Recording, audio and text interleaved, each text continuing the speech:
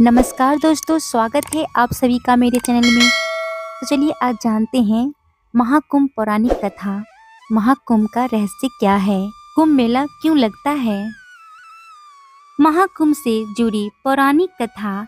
ऐसा माना जाता है कि देवताओं का एक दिन मनुष्य के 12 वर्षों के बराबर होता है।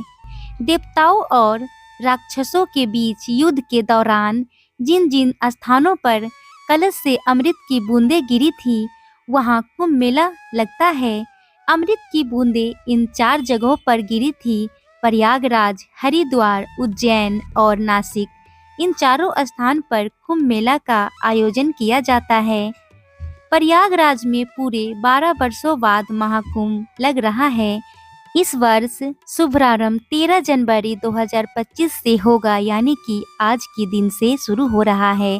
महाकुंभ मनाने के पीछे की पौराणिक कथा और महत्व क्या है? कुंभ मेला में लाखों करोड़ों की संख्या में श्रद्धालु आते हैं। कहते हैं कि जो भी व्यक्ति कुंभ स्नान कर लेता है उसके सभी पाप मिट जाते हैं। इतना ही नहीं, उसकी सभी मनोकामनाएं भी पूरी होती है। महाकुंभ के दौरान विशेष पूजा अर्चना, यज्ञ और अन्य धार्मिक अनुष्ठान आयोजित किए जाते हैं। संगम नगरी प्रयागराज में पौष पूर्णिमा से महाकुंभ शुरू हो रहा है। तो चलिए अब जानते हैं कि महाकुंभ मेले के पीछे की कहानी क्या है। साथ ही जानेंगे महाकुंभ का धार्मिक महत्व। पौराणिक कथा के अनुसार यह मान्यता है कि देवताओं और असुरों के बीच समुद्र मंथन हुआ था। तब समुद्र मंथन के दौरान भगवान धन्वंतरी अमृत कुंभ यानी कलश लेकर प्रकट हुए।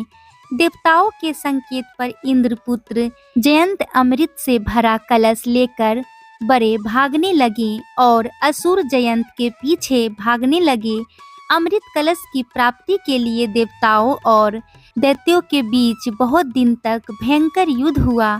माना जाता है कि देवताओं का एक दिन मनुष्य के 12 वर्षों के बराबर होता है। इन युद्ध के दौरान जिन जिन स्थानों पर कलश से अमृत की बूंदें गिरी थी, वहां कुंभ मेला लगता है।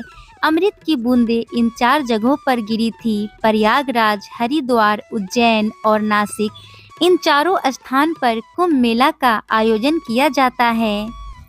इस बार का महाकुंभ 144 वर्ष के बाद ऐसे संयोग बन रहा है। महाकुंभ स्नान करने से व्यक्ति के सभी पाप धुल जाते हैं। इतना ही नहीं, कुंभ में स्नान करने से मोक्ष की प्राप्ति भी होती है। इसके अलावा कुंभ मेला आध्यात्मिक ज्ञान, संस्कृति आदान प्रदान और सामाजिक समरसता का भी प्रतीक माना जाता है।